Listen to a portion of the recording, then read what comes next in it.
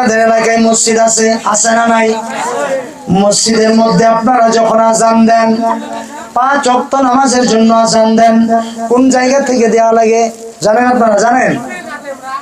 যখন আমরা 5 ওয়াক্ত নামাজের জন্য আযান দেই, কোন জায়গা দেখা যায় মসজিদের ভিতরে মাইক রেখে নাই, সেখান থেকে আযান দেয়। কথা ঠিক? সে আযান আমাদেরকে কোন জায়গায় হইতে দিতে হবে? মসজিদের বাহিরে। কই থেকে? মেন মসজিদ যেটা, সেটার বাহিরে থেকে। আমাদের আকামত আমরা দেই, সেটা কোন জায়গা থেকে দেওয়া লাগবে? হযরত ইমাম আযম আবু হানিফা রাহমাতুল্লাহি আলাইহি তিনি ফিকর বড় বড় কিতাবের মধ্যে দলিল দিয়েছেন, আমার নবী রাহমাতুল লিল আলামিনের যুগে যখন কোন সাহাবী ওই আকামত দিতেন, আকামতের সময় আমার নবী রাহমাতুল লিল আলামিন তিনি শরীক থাকতেন, যখন বলতো আল্লাহু আকবার আল্লাহু আকবার আল্লাহু আকবার আল্লাহু আকবার, আশহাদু আল্লা ইলাহা ইল্লাল্লাহ আশহাদু আল্লা ইলাহা ইল্লাল্লাহ আশহাদু আন্না মুহাম্মাদুর রাসূলুল্লাহ আশহাদু আন্না মুহাম্মাদুর রাসূলুল্লাহ, যখন আশহাদু আন্না মুহাম্মাদুর রাসূলুল্লাহ পড়তো, আবার যখন চলে যেত হাইয়া আলাস সালাহ হাইয়া আলাস সালাহ বলার সঙ্গে সঙ্গে সকল মুক্তাদিরা উঠে পড়তো। বলেন সুবহানাল্লাহ। কি করতো তারা? উঠে পড়তো। ফিকর বড় বড় কিতাবের মধ্যে আমরা যে ফতোয়ার কিতাব পড়েছি, বাহরুর রাইক, ফতোয়া আলমগীরি, ফতোয়া শামী ইত্যাদি বড় বড় যেগুলো কিতাব, সেগুলোর মধ্যে স্পষ্ট লেখা আছে। কথা বুঝতে পারলেন? যে আকামতের সময় আপনাদের এলাকা বা কেমন বলতে পারি না, তবে যখন আমরা হাইয়া আলাস সালাহ বলবো, বলার সঙ্গে সঙ্গে দাঁড়াইতে হবে। কি করতে হবে? দাঁড়াইতে হবে। আবার যখন খুতবার জন্য আযান দেওয়া হয়, খুতবার আযানটা কোন জায়গা থেকে দেন আপনারা? ভিতরের থেকে, ইমামের সম্মুখ থেকে দেন, তাই তো? আল্লাহর হাবিব রাহমাতুল্লাহি আলাইহি, আল্লাহর হাবিব রাহমাতাল লিল আলামিন তিনি বলেন, তিনার জামানাত থেকে, কথা বুঝতে পারলেন, যখন খুতবায়ে সানি, সেটাকে আযানে সানি বলা হয়। কি বলা হয়? আযানে সানি। প্রথম আযান দেওয়া হয় মানুষকে ডাকার জন্য, আবার যখন খুতবা পড়া হয়, খুতবার আগে আগে একটা আযান হয়, হয় না? যেটাকে বলা হয় আযানে সানি। সে আযানের সময় আমাদের আযান দিতে হবে। মসজিদের বাবুল মসজিদ লেখা রয়েছে। কি রয়েছে? বাবুল মসজিদ। সময় কম হলে আপনাদেরকে আমি একদম বিশ্লেষণ করে বলে দিতাম। বাবুল মসজিদ লেখা রয়েছে। আমাদেরকে আযান দিতে হবে সেই মসজিদের দরওয়াজা হইতে। কই থেকে? একদম যেন ইমামের সম্মুখে হয়। মেম্বরের, আমাদের মেম্বরের একদম সম্মুখে একটা দরওয়াজা থাকে না? থাকে না? নাই। সেই দরওয়াজা থেকে আমাদেরকে আযানে সানি দিতে হবে। কন্যা সুবহানাল্লাহ। প্রিয় মুসলমান, আবার দেখা যায় আমরা কখনো ওই যে সম্মুখের থেকে আযান দেই, ইমামের সম্মুখের থেকে আযান দেই, দেই না? নাই, দেই না? দেই, কিন্তু কসম খোদার বলছি, সেটা ওইভাবে আমাদের আযানটা দেওয়া, ওটা হলো মাকরুহ। সেটা কি? মাকরুহ। সকল ফতোয়ার কিতাবের মধ্যে স্পষ্ট লেখা রয়েছে সেটা কি? মাকরুহ। এখন সুন্নত আদায় করবেন না মাকরুহ আদায় করবেন? মাকরুহটা হলো আল্লাহ রাসূলের না পছন্দনীয় বস্তু। আল্লাহ রাসূল সেটাকে ভালো পান নাই। কথা বুঝতে পারলেন? কথা বুঝতে পারলেন?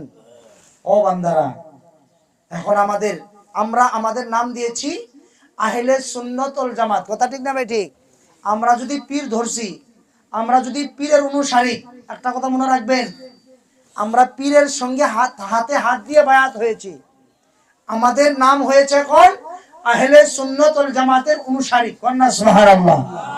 এখন আমরা এদিকে আল্লাহর ওলির সঙ্গে আমাদের সম্পর্ক, আবার এদিকে যদি আল্লাহ রাসূলের সুন্নাত না মানি, আল্লাহ বলেন বান্দারা রে শোনো শোনো, তোমরা যদি আমি আল্লাহর সন্ধান পাইতে চাও, ও বন্ধুগণ, ও বন্ধুগণ, তোমরা যদি আমি আল্লাহ রাব্বুল আলামিনকে রাজি খুশি করতে চাও, আমি আল্লাহকে পাইতে চাও, তোমরা আমি নবীর, আমার নবী রাহমাতাল লিল আলামিনের সঙ্গে মহব্বত করো, قل إن كنتم تحبون الله فاتبعوني يحببكم الله ويغفر لكم ذنوبكم والله غفور رحيم জোরে বলে দেন সুবহানাল্লাহ।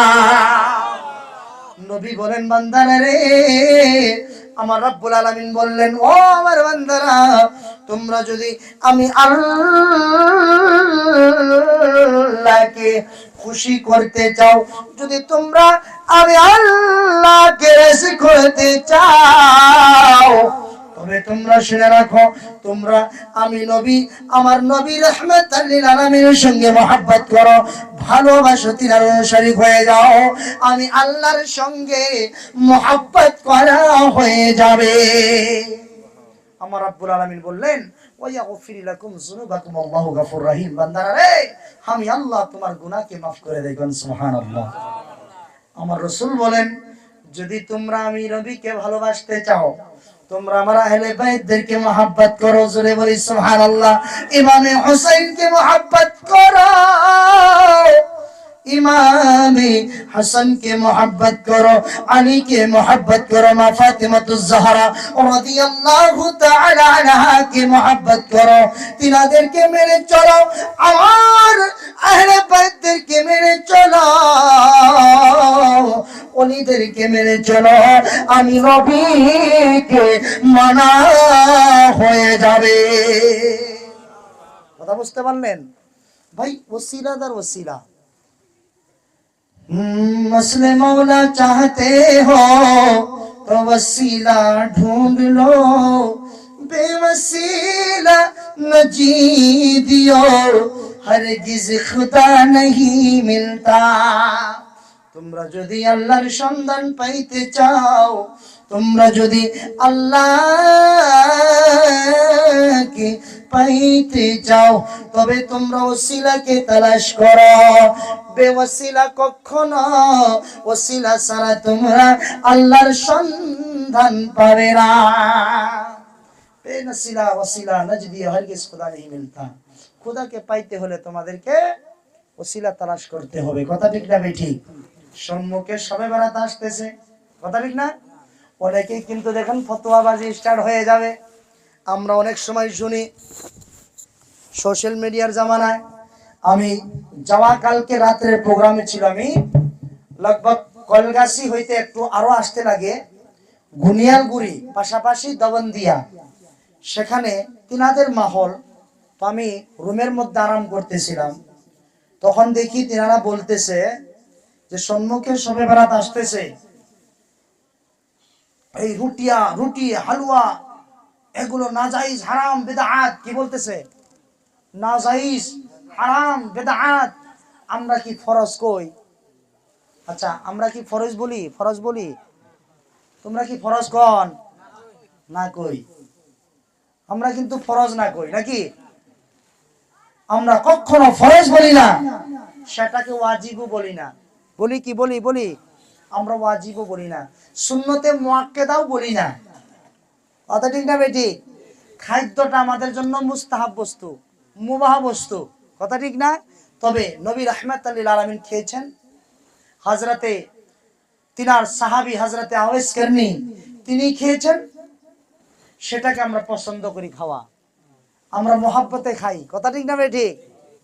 তবে প্রিয় মুসলমান, আপনারা একটা কথা মনে রাখবেন, ওই যে হালুয়াটা যখন তৈরি করা হয়, হালুয়ার মধ্যে আপনারা কি দেন? একটু দুধ দেন, একটু চিনি দেন, কিছু পারলে আপনারা ময়দা দিয়ে দেন বা হয়তো আটা দেন। ও বন্ধুগণ, এর মধ্যে হারাম বস্তু কোনটা আছে? আছে কি? আছে। রুটিটা যখন তৈরি করা হয়, বেশি অংশ মানুষ আমরা কি করি? ওই রুটিটা চাউল দিয়ে বেশিরভাগ মানুষের রুটি তৈরি করে, ঠিক না? চাউল দিয়ে তৈরি করে। ও প্রিয় মুসলমান, এখানে কোন বস্তুটি হারাম রয়েছে? ও বন্ধুগণ, আপনাদেরকে আমি বলবো,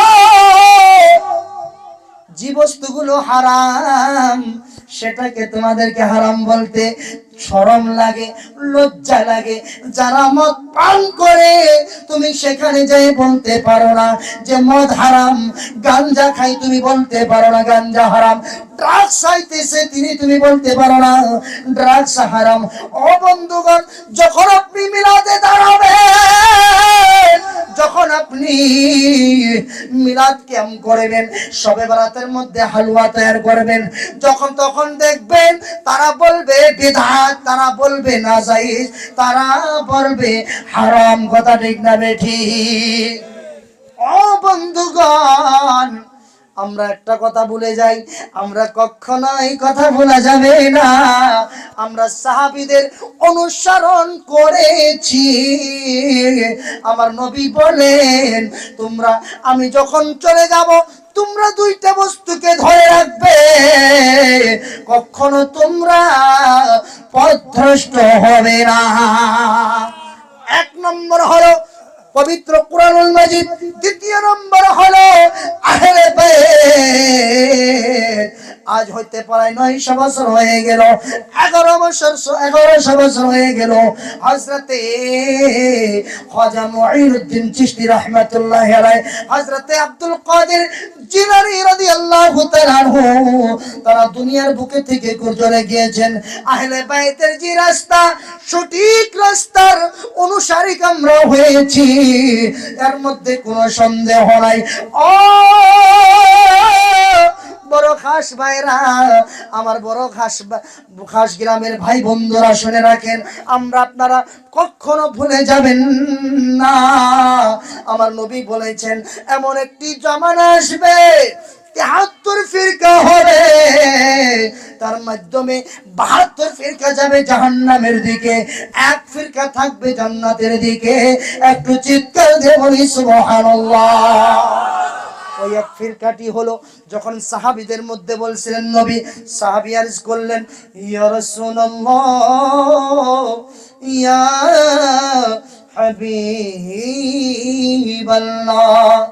নবী গো, ওই কোন ফিরকা, যে ফিরকাটি জান্নাতে যাবে, ওই ফিরকাটি কোন ফিরকা হবে?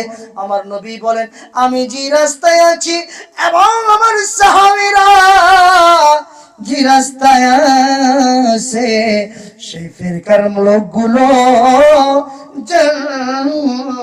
জান্নাতে যাবে। কথা বুঝতে পারলেন? কথা বুঝতে পারলেন?